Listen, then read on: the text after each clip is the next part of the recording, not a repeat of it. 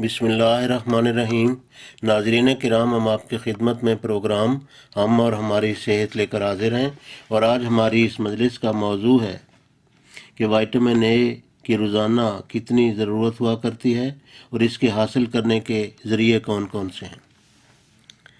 بس واضح رہے کہ ایک مرد کے لیے روزانہ 600 مائکرو گرام، خواتین کے لیے 600 مائکرو گرام، اور دودھ پلانے والی خواتین کے لیے 950 مائکرو گرام، بچے 600 مائکرو گرام، اور دودھ پینے والے بچے 350 مائکرو گرام ان کی روزانہ ضرورت ہوتی ہے۔ یہ بھی ہم واضح کرنا چاہتے ہیں کہ 1 ملی گرام میں 1000 مائکرو گرام ہوتے ہیں۔ وٹامن اے یا ریٹینول حیوانی ذرائع سے حاصل ہونے والی غذاؤں میں پایا جاتا ہے، جبکہ کیروٹین حیوانی اور نباتاتی دونوں ذرائع سے حاصل ہونے والی غذاؤں سے حاصل ہوتا ہے۔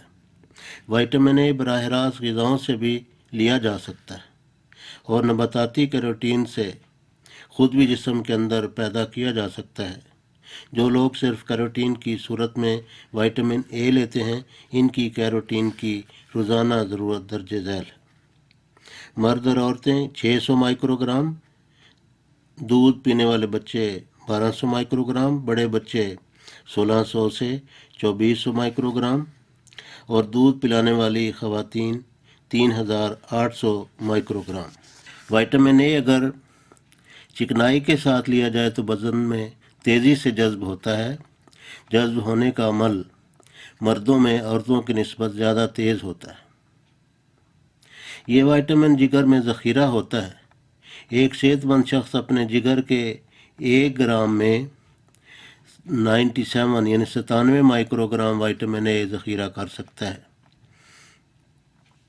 یوں ایک اوسط درجے کا جگر جس کا اپنا وزن بالفرض 1500 گرام ہو، وہ 1,50,000 مائکرو گرام وٹامن اے ذخیرہ کرنے کی صلاحیت رکھتا ہے۔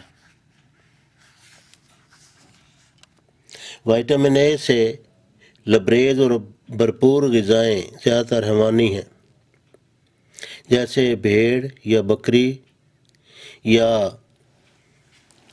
کاڈ مچھلی کا جگر یا کلیجی یا لیور، انڈے کی زردی، دودھ، مکھن، گھی وغیرہ۔ وٹامن اے مہیا کرنے والی سبزیوں میں شلگم، سبز پتوں والی ترکاریاں، چقندر، گاجریں اور پالک شامل ہیں۔ ان سبزیوں میں کیروٹین وافر مقدار میں موجود ہوتا ہے، جو بدن میں جذب ہو کر وٹامن اے میں تبدیل ہو جاتا ہے۔ اسی طرح پھلوں میں آم، خوبانی، آملہ یعنی آملے یا اولے، راسبری اور کنو بھی کیروٹین مہیا کرتے ہیں، جو بعد میں وٹامن اے میں تبدیل ہو جاتا ہے۔